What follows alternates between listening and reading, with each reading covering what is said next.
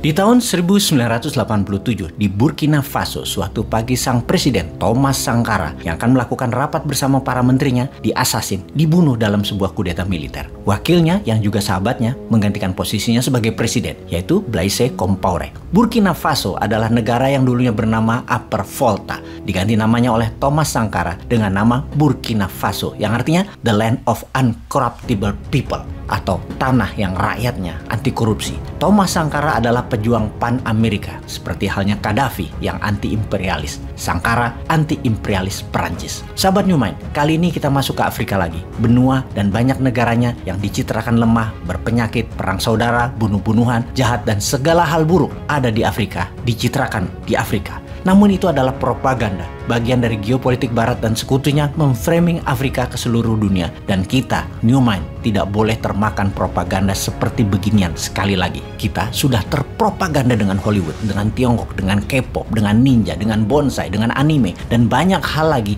yang sebenarnya adalah soft power domination dari negara lain. Indonesia, Asia, dan Afrika adalah korbannya. Kita harus menyadari banyak hal ke depannya demi Indonesia berdaulat. Memang patut disayangkan sejak 20 tahunan ini, atau tepatnya sejak reformasi, terjadi pendangkalan berita dunia di media utama Indonesia.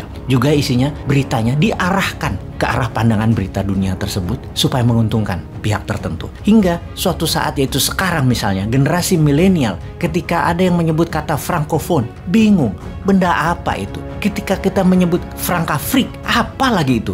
Bosman pun baru terhenyak menyadari betapa pelajaran bernegara harus mulai meluas lagi demi pelajaran, di mana nanti ketika para milenial dan zilenial menjadi pemegang kekuasaan di tahun 2027 ke atas, mereka sangat mumpuni. Sampai 3 periode maunya yang sekarang menjabat terlewati karena libido berkuasa masih besar dengan melakukan perubahan konstitusi. Rencana itu bisa terjadi karena toh mendapat dukungan dari kalian semua, atau diperpanjang jabatannya. Walau keduanya diperpanjang 3 tahun atau menambah 3 tahun, New Mind tidak setuju, tapi kan kalah suara. Dan kalian mendukung perubahan konstitusi, kalian setuju semua. Lihat saja nanti tahun depan ketika konstitusi diubah, kalian tidak bisa apa-apa. Jadi mereka tambah 5 tahun lagi. Jadi ya sudah, lebih baik kita belajar bernegara dengan cepat dan mendalam. Baik, kita kembali ke Afrika membicarakan negara kedua terbesar yang menjajah Afrika yang sampai saat ini berkuasa di Afrika, yaitu Perancis. Di mana manusia seperti Thomas Sankara mau melepas dari pengaruh Perancis, dibunuh, dikudeta oleh Perancis, dan wakilnya yang menjadi penggantinya,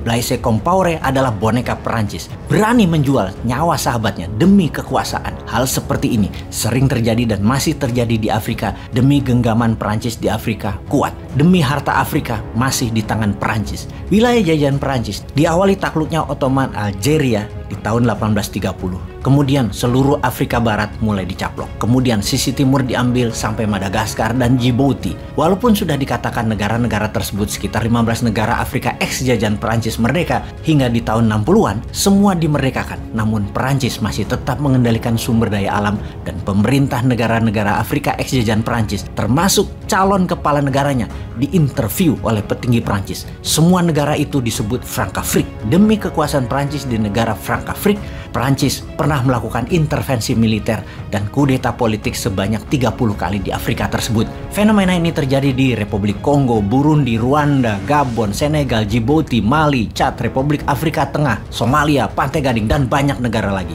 Kembali ke awal tahun 60-an, Perancis memerdekakan negara-negara jajahannya, namun tetap dalam genggaman Perancis. Hal ini didukung penuh oleh Amerika supaya negara-negara tersebut tidak jatuh ke tangan komunis. Lompat sejarah sedikit.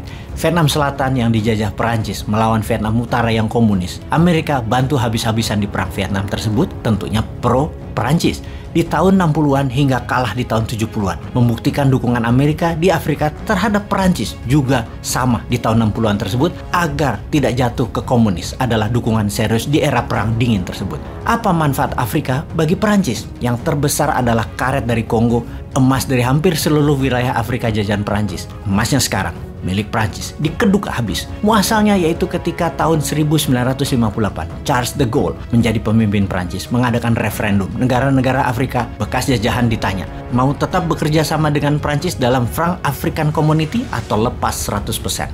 Hasilnya semua setuju kecuali Guinea Conakry dengan suara 90% menentang gabung dengan Frankafrik. Maka De Gaulle menarik 4.000 orang pintar public servant di Guinea, seperti hakim, guru, dokter, para teknisi, dicabut dari Guinea, ditarik ke Prancis dan dikirim ke negara Afrika lainnya. Dan mengirim 5.000 tentara Prancis untuk melakukan sabotase ke semua fasilitas dan sarana umum di Guinea, dan ini merupakan pesan keras Prancis kepada 14 negara bekas jajahannya. Jangan main-main dengan Prancis. Ada lagi, kita semua tahu CFA franc atau Franc of the African Financial Community yang merupakan mata uang dari koloni Perancis di Afrika. CFA franc dipeg terhadap French francs, kemudian di tahun 1999 CFA franc dipeg terhadap euro dan nilainya digaransi oleh Menteri Keuangan Perancis. Ada 2 wilayah CFA franc timur dipakai di 6 negara seperti Kamerun, Republik Afrika Tengah, Chad, Kongo, Guinea, Gabon, franc barat seperti di Burkina Faso, Pantai Gading, Mali, Senegal, dan lain sebagainya. Semua devisa negara tersebut dikumpulkan dan 65% harus merupakan currency euro diletakkan di Prancis, alias kurang dari setengah cadangan devisa negara tersebut yang dipegang negara masing-masing, dan sehubungan dengan mencetak uang, Bank Senter Perancis harus menyetujui berdasarkan euro di tangan Perancis. Oke, sejauh ini mulai paham mengapa banyak negara Afrika tidak berdaulat. Devisanya harus mata uang negara penjajahnya. Bagi banyak negara, keterikatan dengan mata uang negara penjajah adalah penghinaan atas kedaulatan sebuah bangsa. Namun, itulah pilihan kalau memang pejabatnya bukan nasionalis, hanya pragmatis, yang penting menjabat.